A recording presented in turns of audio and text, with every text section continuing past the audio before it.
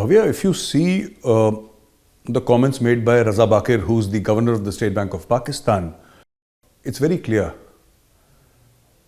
The State Bank of Pakistan is by law, no longer controlled by the State of Pakistan.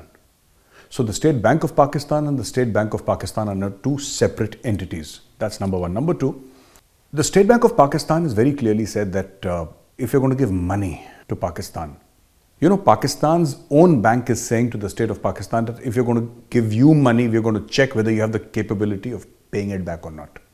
I think more than capability, they should check whether they have the intent of paying it, because Pakistan has not paid back anybody's money. They take money from somebody, return a loan, then take a bigger loan from the same person. That is what Pakistan is doing. Let's briefly discuss how it came to such a state. So, Bhavya, what happened was that Pakistan has always had borrowed growth. Pakistan never believed in setting up its industries, setting up its institutions. Pakistan never wanted to become competitive. It never looked at itself as an emerging economy. Pakistanis were very happy with the fact that they had nuclear weapons. You know, in their own mind, Pakistanis have been taught. There is a subject in Pakistan called Pakistan Studies, and it's a lot of nonsense that they're taught as kids, and they grew up believing that nonsense, most of them anyway. And what they believe is that Pakistan is surrounded by enemies, right? Pakistan has very few friends. Pakistan is the fortress of Islam, or Islam ka Qila, and Pakistan, everybody is jealous of Pakistan's nuclear assets. Now, this is what is taught to every Pakistani child through Pakistani studies, this kind of poison.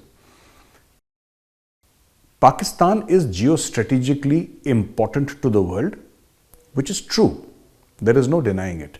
The only thing is that Pakistan put all its eggs in this geostrategic basket. What Pakistan said was, it will become, ये दुनिया की मजबूरी बन जाएगी हमें पालना. In the sense that the world will be blackmailed into supporting Pakistan, because Pakistan is the only nuclear-armed Muslim state. Pakistan is geostrategically important. Pakistan offers a route to Afghanistan and to Central Asia. And should Pakistan collapse, and if Pakistan collapses, God forbid, it's everybody else's responsibility except for Pakistan's. So this is the theory on which Pakistan has been running itself for the past 75 years. Now the world is calling Pakistan's bluff. You know, nuclear weapons cannot feed a country. Today, India is sending wheat and medical supplies to Afghanistan via Iran. India is in diplomatic conversations, or India is talking to various countries to get rid of its Iran, if you have any hesitations about Iran, get rid of it. Go to Afghanistan via Iran. Pakistan has benefited a lot, Bhavya, simply because Iran did not get along well and does not get along well with the Western world, and also Israel. Pakistan has taken advantage of that. But that advantage is slowly slipping. And once that advantage goes, Pakistan is left standing high and dry, because Pakistan has nothing else apart from A, nuclear weapons, and B, geostrategic location. It has no economy, it has no IT, it has no technology, it has nothing absolutely. And these things matter. I mean, for all Pakistan's proclamations that we are a nuclear weapon state, today, a Pakistani would rather be in Australia. He would rather be in New Zealand. He would like to be in Dubai or in Singapore, and none of them are nuclear weapon state. None of them are nuclear weapon states. Have you ever seen a non-nuclear weapon state's citizen from, like, let's say a country like Australia saying that, no, I want to become a Pakistani? No. They don't realize that the world has passed them by. They never developed any capabilities. Pakistan has no capabilities apart from terrorism. They've not developed anything. And today the world is ignoring Pakistan. They took loan after loan after loan. 50 trillion rupees is the total loan that Pakistan has to pay back. And it is bankrupt. Technically speaking, Pakistan is bankrupt because Pakistan has no means of paying back that loan. It has no means. So Pakistan is caught between a rock and a hard place. You see, Bhavya, what is happening is that they're going there for Winter Olympics. And Pakistan is very excited because they've been invited to the Winter Olympics. What Pakistan is going to do in the Winter Olympics, or any Olympics for that matter, is surprising. But theek hai, muft ka trip hai, jao, so Pakistan is going there. So Pakistan will go there. Imran Khan plans to go there. And, you know, for all the lies that Pakistan spouts about China, iron brothers, friendship which is sweeter than honey, deeper than the oceans, higher than the Himalayas. At the end of the day, Bhavya, the story is this, all right, that Xi Jinping has not spoken to Imran Khan in more than 2 years now, or about 2 years. They have not spoken to each other. And these are supposed to be iron brothers, the best of friends. Nobody's come to Pakistan. Nobody wants to go to Pakistan. It is Pakistan who's running to China, running to Saudi. When was the last time you saw any head of state coming to Pakistan? For what? Now, Pakistani media is blaming India. It is because of Indian pressure on Vladimir Putin that Russia says that we will not meet Imran Khan. That's not true actually, because Putin is not meeting anybody at all. He's not meeting anybody except for Xi Jinping because he's the host. There are no meetings planned for Putin. Tomorrow he might change his mind, that's separate. You know, we cannot tell Russia that you meet, whom should you meet and whom you should not meet. Putin is not a guy who takes very kindly to direction. And India is the last country that will give directions to any other country. You do what you wish to do. The problem is that even if Imran Khan were to meet, imagine in your own mind, okay? Okay, let's go a little hypothetical. Let's say there is a meeting. All right? There is Imran Khan sitting on this sofa and Vladimir Putin sitting on that sofa. They're having their cups of coffee and tea. What are they going to talk about? What does Pakistan have that Russia requires? Because international relations are built on mutual interest. You know, Russia has its own ports. Russia does not need Pakistan. Okay? Can Pakistan buy Russian weapons? No, Pakistan does not have the money to buy Russian weapons. And weapons are the major export for Russia. Today, Russia faces a foreign exchange crisis. So, you know, they don't understand. Pakistani media and Pakistani society does not understand that meeting of two heads of state is not the end. Aapki meeting ho gayi, phir kya hoga? Let's say Putin says, okay, Imran Khan and I are going to meet for 1 hour. Then what? What next? They're going to be happy and they're going to be euphoric for 1 year. And Pakistani media for 1 year will say, oh, you know, Vladimir Putin met Imran Khan and Imran Khan is such a great leader. No. Why would any country on earth want to meet, or any head of state on earth want to meet Imran Khan? What can Imran Khan give Russia? The Chinese engage with Pakistan simply because they have half the land of Pakistan with them. You know, recently Pakistan mortgaged parts of the Islamabad, Lahore, or some motorway. I'm forgetting which. They mortgaged a part of it. इन्होंने अपने airport गिरवी रखवा दिए. तो you see, you have to understand, what can Pakistan give? They say that the UK government does not want to engage with us. What can you give to the UK? Apart from terrorism, what can Pakistan give? How is Pakistan a productive country? That is something that Pakistanis must ask each other. What does Pakistan bring to the table? Nothing. You know, you can keep on screaming about, you know, the Indians have done this and this is an Indian conspiracy theories are very popular in Pakistan. Because if you're not extremely intelligent, I think it's very easy to swallow all these theories. And that is the problem with Pakistan. But how on earth can Imran Khan benefit Vladimir Putin? How? What Vladimir Putin needs is a buyer for Russian weapons. Let me be very, very blunt. Okay? This oil pipeline, this gas pipeline, that talk will keep on going on for years and years and years. Yeah. Immediately, what does Russia require? Can Imran Khan sign a check of $10 billion and say, okay, Putin, here's your check, I need your weapons. Can he do that? No, that's what Russia needs right now. It needs foreign exchange. And Putin will never ever meet Imran Khan unless of course there is a lot of pressure from China. कि जी ये बिल्कुल रो ही रहा है, इससे मिल लो एक बार, like he's screaming and bawling like a child. Please meet him. In that case, Putin might meet Imran Khan. But after meeting him, then what? What is the next step after meeting? Imran Khan is just going to ask Putin for money, that's all. That's what Imran Khan does. All he will say is that, say something about Kashmir. And even if Putin says something about Kashmir, so what? What's going to happen? And then he'll say, okay, give me some money. That's it. There is nothing else to Pakistan's foreign policy. Kashmir and begging for money. And that's exactly why he's going to Beijing for. That's what Imran Khan is going to Beijing for. See, it's very difficult to understand the Pakistani mind, if such an animal exists, because I think Herzog is their president, right? So what President Herzog, he's been invited by this guy, Tayyip Erdogan, right? Who is the president of Turkey, and he's invited him and said that, come over and we want to mend our fences. It was Erdogan who was the most vicious critic of the Israelis.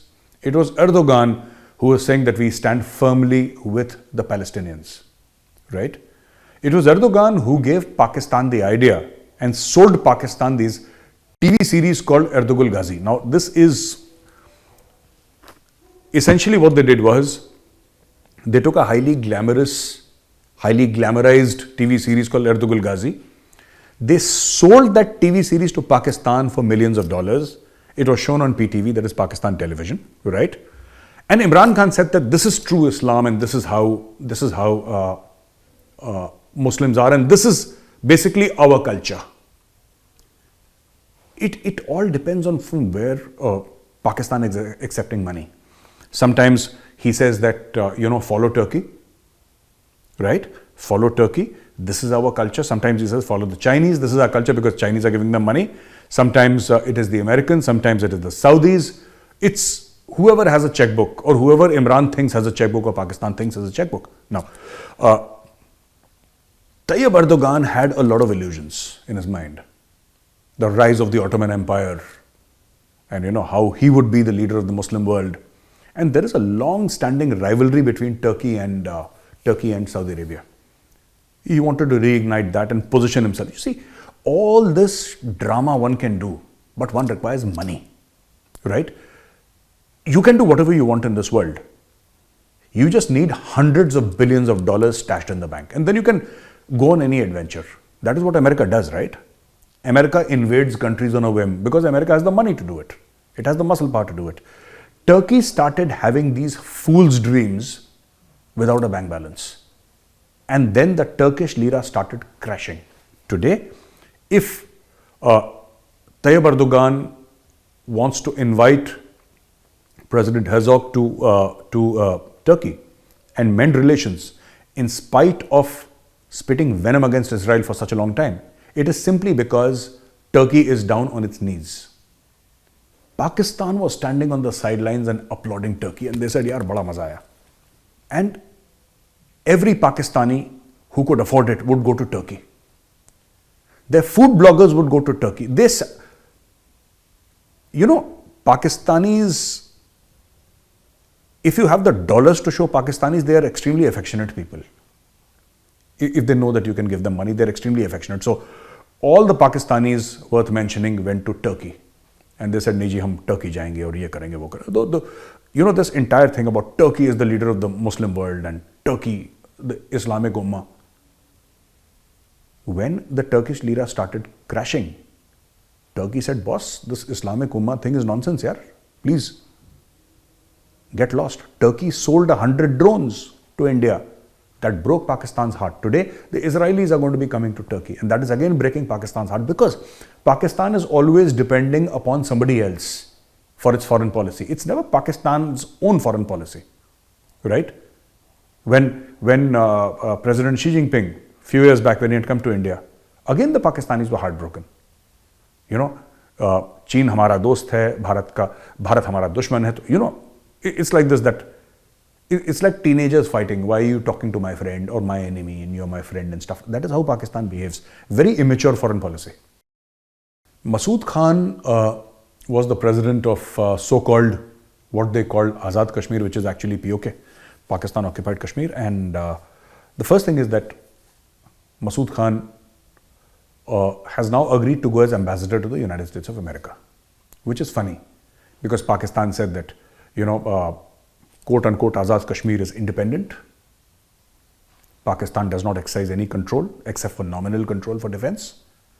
And he is the president of so-called Azad Kashmir, which means he is the head of state of Azad Kashmir. And this head of state tumbles down the ladder and says, ki ji, theek hai, I'll go to the United States of America and I'll